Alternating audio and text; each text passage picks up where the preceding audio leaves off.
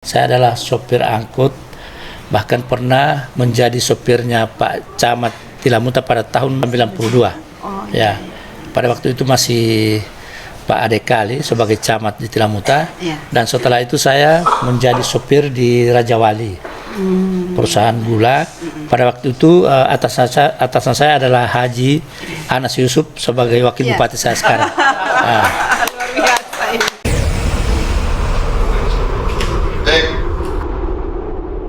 Bupati fenomenal, penuh kontroversi, namun segudang prestasi. Ia tidak saja lantang memarahi aparatnya yang lalai atau lambat dalam menerapkan kebijakannya, tetapi seorang gubernur pun pernah kena sumprit darinya. Banyak yang salut dengan keberaniannya, tapi tidak sedikit yang menganggap bahwa itu kurang baik. Haji Darwis Moridu, yang biasa disapa dengan Haji Darem, Bupati Bualemo. Selamat datang di podcast Lantai 4. Ya, Assalamualaikum Pak Bupati. Waalaikumsalam warahmatullahi wabarakatuh. Apa kabar? Baik-baik, Iya. sehat-sehat. Bupalemo masih banjir atau Ya, bagaimana? Bupalemo kemarin tanggal 3, alhamdulillah ada banjir, tapi kami segera diatasi, dan alhamdulillah hanya beberapa jam.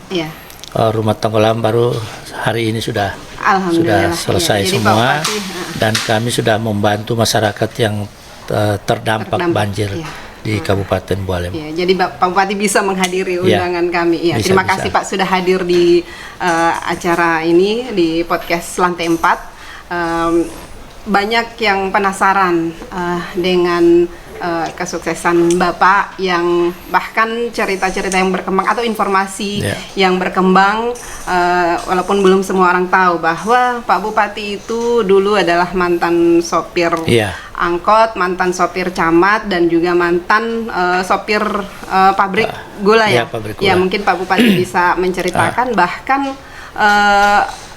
Pak Wakil Bupati adalah atasan Bapak dulu. Ini fenomena terbalik sebenarnya. Sangat menarik untuk siapa tahu ini Bapak menceritakan ini bisa menjadi inspirasi buat seluruh generasi muda yang ada di Gorontalo.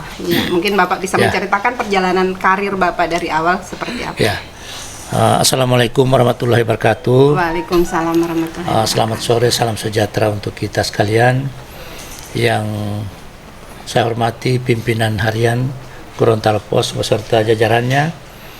Yang saya hormati Bapak Ibu para pejabat eselon 2, 3, dan 4 dari Kabupaten Bualemo yang hari ini mendampingi saya di tempat ini dalam suatu acara dialog dengan pimpinan atau podcast Lantai 4. Di tempat Lantai 4 Lantai 4 Gorontalo Pos.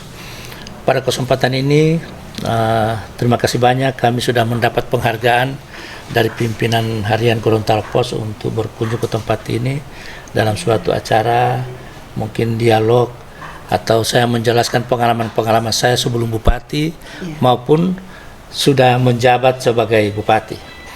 Yang pertama saya sampaikan pada kesempatan ini, sebelum saya turun ke dunia politik, saya disapa sebagai Pak Darem. Soal Pak Darem ini Pak, orang mengetahui bahwa Darem itu Darwis Moridu. Ternyata saya baru dapat informasi bahwa itu Darwis Rensi Makuta. Luar biasa ini, menyematkan nama istri di panggilan. Kalau Darem itu, berarti begitu sayangnya Bapak sama istri. Darem itu Darwis Darwis Rensi baru M itu Makuta dan Moridu Makuta. Luar biasa. Dari situ M Moridu Makuta. Makanya saya istilahkan itu Darem. Karena itu bentuk kesayangan saya terhadap istri saya yang sudah beberapa puluh tahun mendampingi saya sampai sukses dari pengusaha, sebelumnya jadi sopir angkot. Karena kesuksesan seorang suami itu kan ada istri yang mendampingi dan setia. Alhamdulillah. Perlu saya sampaikan pada kesempatan ini, saya sebelum jadi pengusaha, sebelum jadi bupati, saya adalah sopir angkut, bahkan pernah menjadi sopirnya Pak Camat Tilamuta pada tahun 92. Pada waktu itu masih Pak Ade Kali sebagai camat di Tilamuta, dan setelah itu saya menjadi sopir di Raja Wali, perusahaan gula. Pada waktu itu atasan saya adalah Haji Anas Yusuf sebagai wakil bupati saya sekarang. Saya pada waktu itu saya disuruh ke sana kemari ya untuk diperintahkan bawa mobil sampai dibentah-bentah ya, saya bilang karena namanya atasan pasti diindahkan semua perintahnya. Ya, sewaktu-waktu begitu saya keluar dari perusahaan gula langsung ke Manado lagi cari pekerjaan yaitu di repair. Nah, setelah itu kembali ke Provinsi Gorontalo yaitu Bualemo tahun 96. Ya, pada waktu itu Bualemo belum masih Kabupaten Gorontalo. Ya, setelah itu saya jadi pengusaha pertanian, pengusaha jagung, dan alhamdulillah sukses sampai tahun 2000-an. Begitu saya sudah sukses, ada pencalonan pada waktu itu untuk calon bupati Kabupaten Bualemo periode 2017-2022. Saya coba-coba untuk mendaftar. Tapi sejak kecil Bapak pernah nggak bermimpi untuk bisa menjadi bupati? Enggak pernah. Enggak pernah. Tapi karena ada yang bilang bahwa tidak ada yang bisa mengalahkan Gus Dur. Iya. Saya enggak pernah bermimpi, bahkan saya jadi pengusaha itu enggak pernah juga bermimpi untuk menjadi pejabat, karena keterbatasan pendidikan saya, ya terus terang saya ini sampai hari ini masih posisi paket C, pendidikan saya paket C. Makanya saya pada waktu mencalonkan diri itu saya sering datang ke KPU, mempertanyakan pendidikan saya sebagai paket C apakah bisa mencalonkan jadi bupati. Mereka sampaikan bisa. SMA sederajat. Terus saya mendaftar, kumpul KTP, karena pada waktu itu semua partai itu sudah dimiliki oleh salah satu calon, yaitu Bapak Haji Rumpagau. Pada waktu itu beliau masih menjabat sebagai bupati. Ini orang kuat, orang partai kuat. Besar juga. Partai besar, 7 partai besar di Kabupaten Bualemo. Maju lewat independen. Paksa saya maju lewat independen. Ya banyak proses, banyak kendala, tetap maju terus, mencoba di mana saya punya nasib ke depan ini. Alhamdulillah setelah proses demi proses sampai ke MA, dari PTUN Manado, PT Tun Makassar ke MA, ya alhamdulillah saya lolos. Jadi bakal calon Bupati Kabupaten Bualemo periode 2017-2022.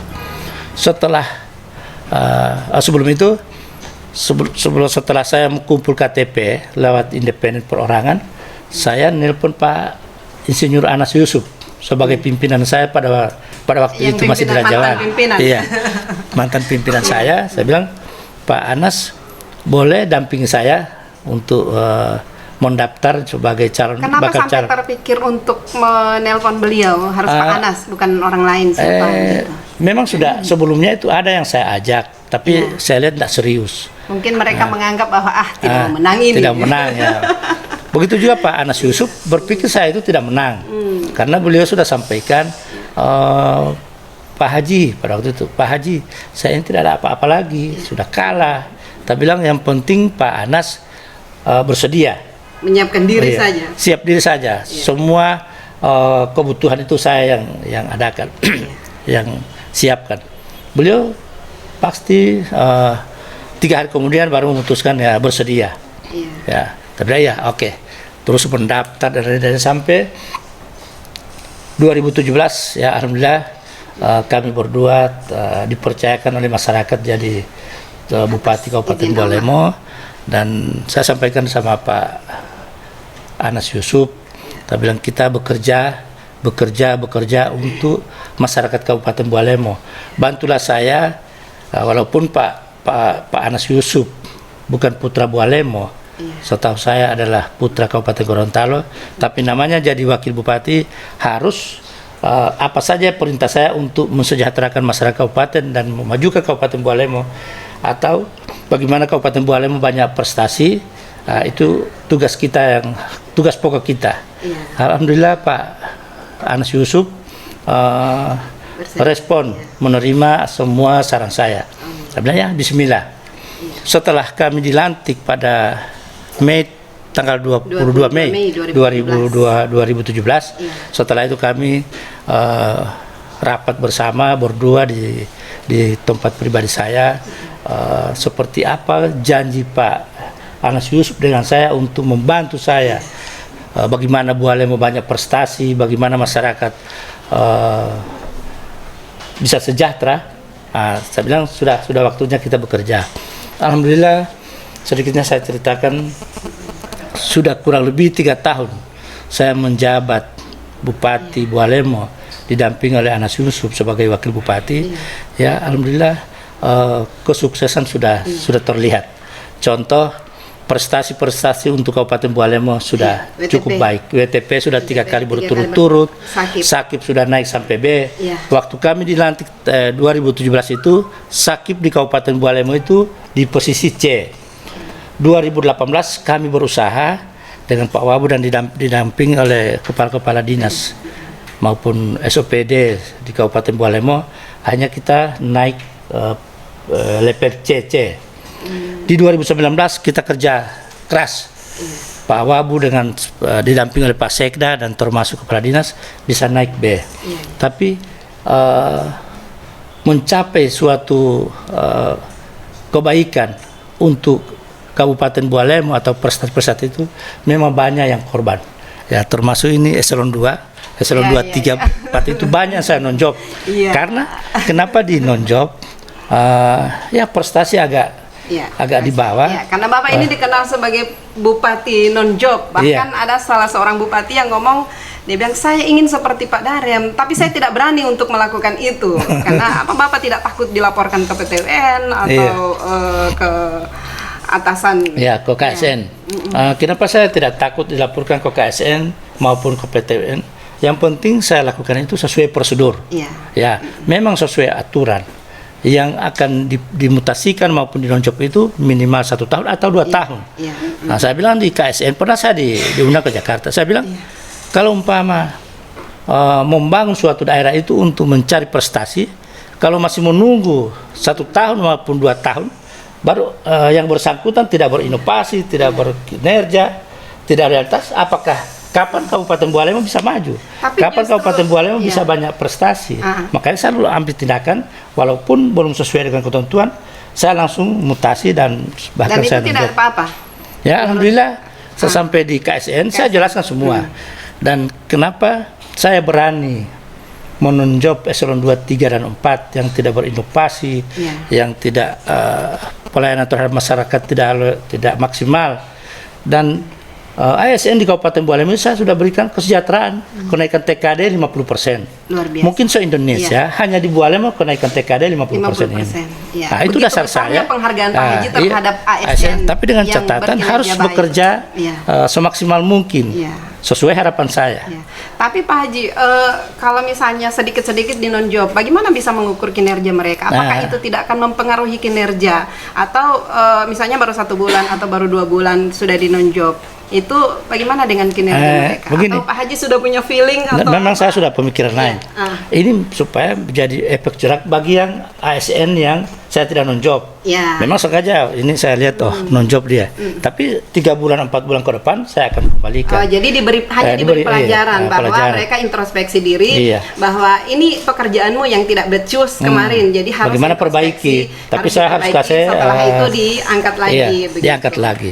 Baru menjadi efek jerak bagi yang eselon 2, 3, 4 yang masih bekerja. Supaya ketika mereka misalnya diberi tanggung jawab, ya memang benar-benar bertanggung jawab karena sudah tahu apa yang bikin Pak Haji harus menonjok aparatnya. Dan alhamdulillah mungkin ketegasan saya terhadap ASN, alhamdulillah prestasi Bualemo itu sampai hari ini WTP 3 kali berturut-turut, Sakip naik di posisi B. Baru istilah Tumbilotohe. Tumbilotohe kepemimpinan saya 3 tahun, sudah 3 tahun mendapat juara 1 berturut-turut. Dan ada MKK Santing. Yang terbaik saya Bualemo yang dapat. Selama Bualemo sudah kurang lebih 20 tahun. Nanti pemerintahan saya baru dapat itu.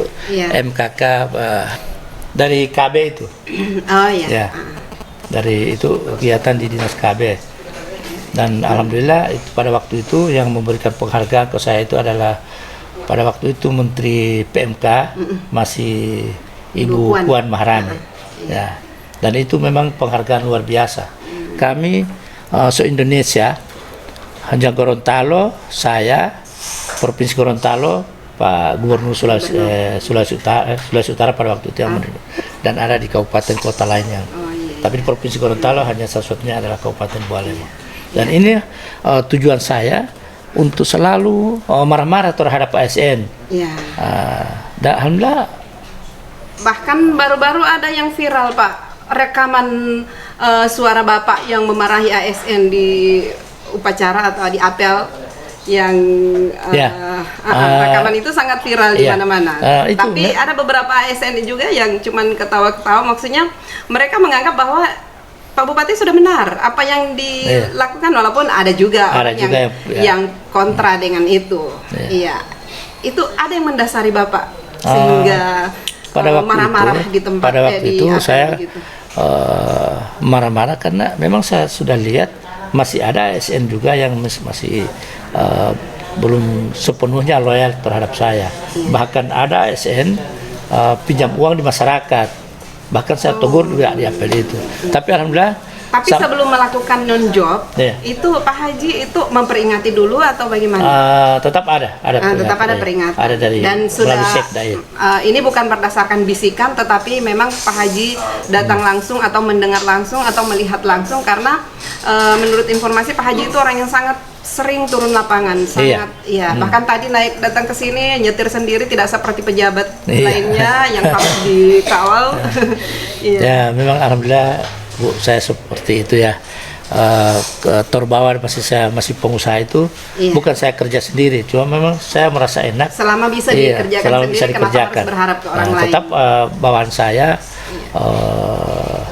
karyawan saya cukup banyak, ya, dan cuma itu tetap kunci saya sukses seorang Haji Darem. Sepanjang masih boleh saya laksanakan ya. Kenapa harus menyuruh orang lain? Menyuruh orang walaupun lain. Sebenarnya ada protokolernya itu. Ada, iya. Tapi sepanjang tidak menyalahi aturan. Iya. Kita kembali ke masalah politik tadi, Pak. Pak Haji ini kan maju, kemarin itu maju lewat independen. Tapi setelah dilantik malah memilih PDIP sebagai tempat berlabuh. Apa yang membuat Pak Haji jatuh cinta ke PDIP sementara orang-orang dekat Pak Haji itu seperti istrinya, anaknya itu dari Golkar? Terima kasih banyak. Pada kesempatan ini, waktu saya sudah menang jadi bupati pada waktu itu, belum dilantik, saya memilih PDI. Baru terus dari pengurus PDI juga sudah menyampaikan ke saya, kami siap untuk menerima Pak Bupati, dan bahkan langsung diajak ke DPP PDI Perjuangan di Jakarta, bahkan diberikan KTA, langsung diberikan KTA. Setelah pulang dari situ baru saya dilantik. Ya, tapi bukan adanya saya masuk PDI baru dilantik, tidak. Tapi sudah ada proses. Sudah jalan. Memang saya tidak sampai ke MK. Yang membuat Pak Haji jatuh cinta dengan PDIP, kenapa harus milih PDIP? Kebetulan pemerintah pusat adalah yaitu Pak Jokowi kan dari partai PDI, partai penguasa. Makanya saya masuk di situ. Tujuan saya supaya ketika saya masuk setelah dilantik adalah kader PDI Perjuangan, supaya bantuan dari pusat itu luar biasa ke Kabupaten Bualemo. Itu tujuan saya. Kalau cuma partai banyak yang ajak saya, contoh Golkar. Istri saya pada waktu itu adalah anggota DPRD dari Golkar. Kenapa saya memilih PDI? Ya, di sini juga Gubernur Gorontalo Pak Rusi sebagai ketua DPD 1 Golkar. Tapi saya tetap memilih PDI karena tujuan saya demi untuk bagaimana masyarakat banyak menjadi sejahtera, adanya bantuan dari pusat, dari kader PDI sama-sama dengan saya. Tentu sudah terbukti sekarang, alhamdulillah Bualemo yang banyak bantuan dari pusat. Dan ternyata PDIP tidak salah memilih orang. Memilih Pak Haji untuk memegang PDIP, untuk bergabung dengan PDIP, dan Pak Haji itu berhasil, saya panggil Pak Haji ya, berhasil memenangkan pemilu di sana.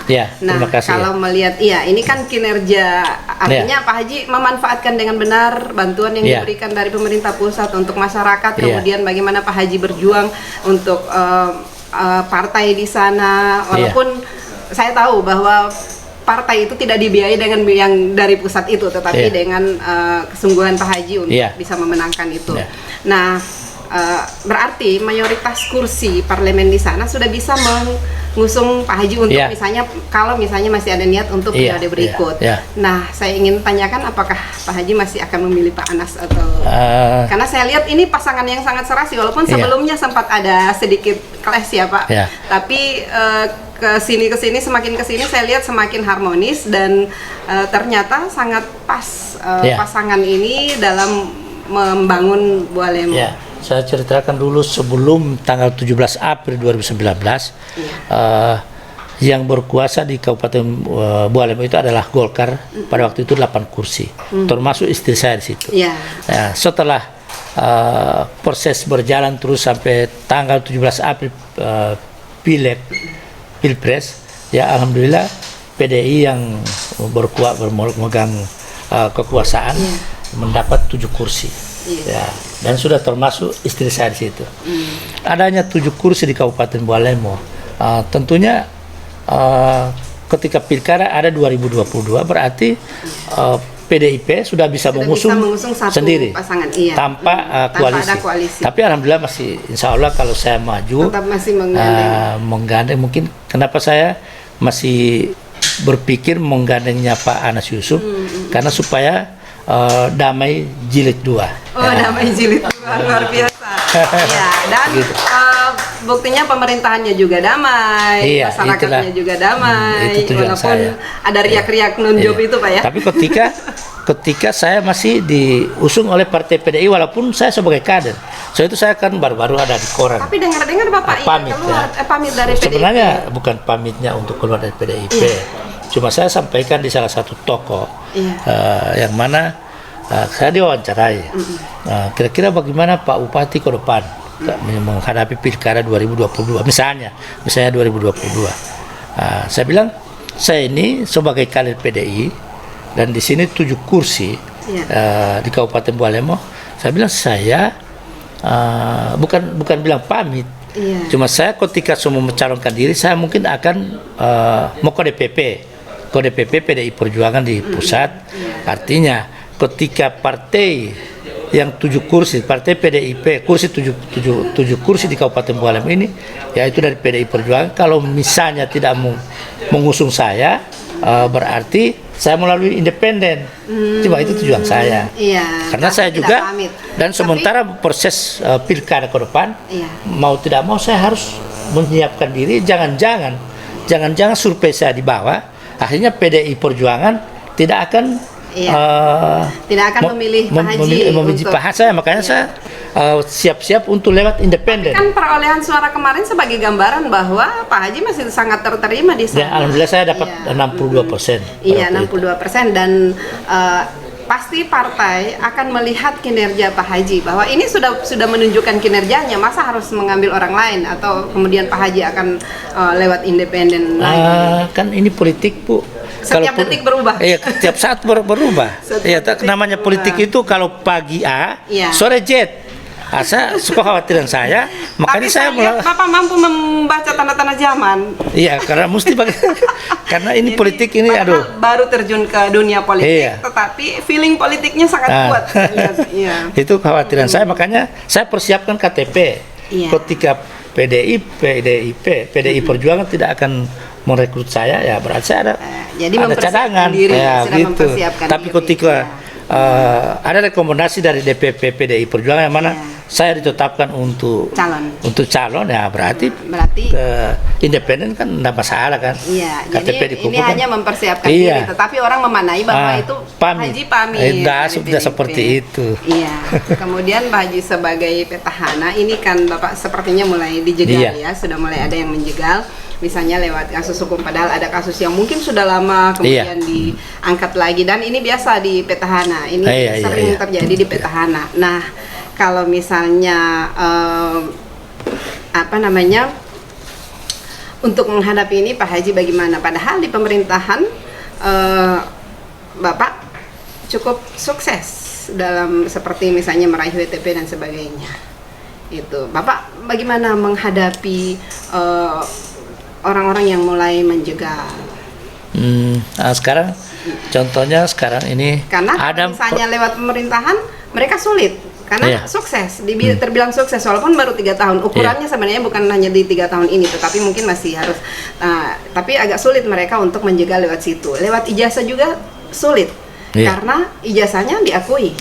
Nah, jadi ada proses, ada hal-hal lain yang dibikin untuk bagaimana bisa menjegal. Contoh sekarang kebetulan ada kasus saya sebelum bupati ya, sudah 10 tahun yang lalu, yaitu boleh dikata penganiayaan. Dan itu semua sudah selesai, bahkan sudah di SP3 oleh kepolisian di Kabupaten Bualemo. Sekarang tetap mereka laporkan lagi ke Kejaksaan Tinggi, bahkan ke Polda. Ya alhamdulillah sampai hari ini masih biasa-biasa. Tunggu saja berproses. Tunggu berproses. Iya, karena itu mungkin sudah dan luasa kalau menurut saya. Kalau menurut dari aturan juga yang berlaku itu sudah. Tapi kan biasa orang kan menghadapi politik begini ya ada saja. Mungkin karena mereka mereka tidak dapat saya mungkin korupsi dan pemerintahan juga bersih, bukan bilang bersih ya. Memang mesti agak kan baik. Kalau sudah sakitnya sudah B itu kan berarti kan karena akuntabilitasnya. Termasuk WTP juga. Sudah itu kan membuktikan keuangan di Kabupaten Bualem itu bagus, terkontrol semua. Terus tapi walaupun agak sulit orang menggoyang Bapak lewat ijazah, tapi masih ada juga yang meragukan ijazah Bapak yang paket C. Mungkin bisa menceritakan bagaimana prosesnya. Memang sekarang ini itu juga diungkit-ungkit. Ya masalahnya ijazah KTP katanya palsu. Terus saya berapa hari lalu saya kunjungi itu yang penilik dari BKM Melati. Saya minta yang sebenarnya mana izin. Saya periksa sendiri izinnya itu pendirian BKM Melati itu ada atau enggak. Ternyata sudah kemarin dulu saya sudah diserahkan oleh penilik itu, baru sekarang sudah di pengacara saya. Ketika itu berkelanjutan ada bukti semua. Nah, itu yang mereka anggap itu palsu apa segala macam. Tapi Bapak tidak melapor balik kepada kecuali yang menyatakan saya itu jual beli ijazah itu ya sekarang sementara terproses di Polres Bualemo. Saya melapor karena di situ saya anggap itu adalah penghinaan terhadap pribadi saya, pencemaran nama baik. Saya ini sejak SD saya tidak pernah jual beli ijazah sampai ini. Tetap diikuti. Waktu paket C itu saya ikuti. Dan Pak Haji kan mengikuti paket C itu kan sebelumnya tidak ada niat untuk dipakai di mencalonkan bupati. Tidak ada. Saya cuma ikut paket C itu cuma kebetulan pada waktu itu saya berniat menjadi salah satu ketua partai lah. Karena persyaratan pada waktu itu jadi ketua partai itu di salah satu partai ya minimal SMA sederajat. Saya pikir saya sudah terlambat untuk duduk di pendidikan untuk saya langsung ambil paket C. Tapi kan untuk pendidikan tidak ada kata terlambat Pak Haji. Bahkan saya dengar Pak Haji tinggal wisuda ya. Ya insya Allah saya ambil sarjana hukum. Aduh sarjana hukum luar biasa. Ini lebih berani lagi saya lihat kalau apalagi kalau sudah ada setelah saya misalnya sudah di wisuda saya akan ambil lagi MH. Insya Allah luar biasa. Ini kan memang hanya beberapa orang yang punya pemikiran-pemikiran seperti itu, bahwa ketika sudah menjabat sebagai bupati sudah gengsi untuk sekolah lagi, tetapi Pak Haji tidak seperti itu. Tujuan saya itu ya motivasi untuk yang anak-anak muda. Kalau mau pikir saya sudah cukup, sudah tua, umur sudah 60-an, sudah bupati. Tapi supaya tujuan saya khususnya Kabupaten Bualem supaya anak-anak muda itu ada pesan mungkin untuk anak-anak muda yang supaya ada semangat mereka untuk berkuliah. Itu tujuan saya. Kemudian dalam hal pengelolaan keuangan walaupun sudah WTP, tapi masih ada juga yang meragukan kemampuan Pak Haji untuk bisa padahal deretan prestasi sudah ada, tapi tetap masih ada juga yang meragukan bahwa Pak Haji itu mampu untuk mempertahankan ini sampai akhir masa jabatan. Ini masih 2 tahun lagi ya.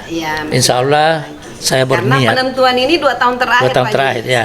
Berbuat salah sekecil pun itu pasti akan jadi malibuting orang bilang kalau orang Gorontalo bilang. Makanya saya sudah sampaikan melalui apel beberapa minggu yang lalu. Saya sampaikan, Pak Husain, besok Bapak saya lantik sebagai Sekda Kabupaten Buah dan Inovasi dan Realitas. Saya sampaikan malam itu. Dan Bapak mau sukses maupun tidak sukses, saya hanya berikan jabatan hanya 2 tahun.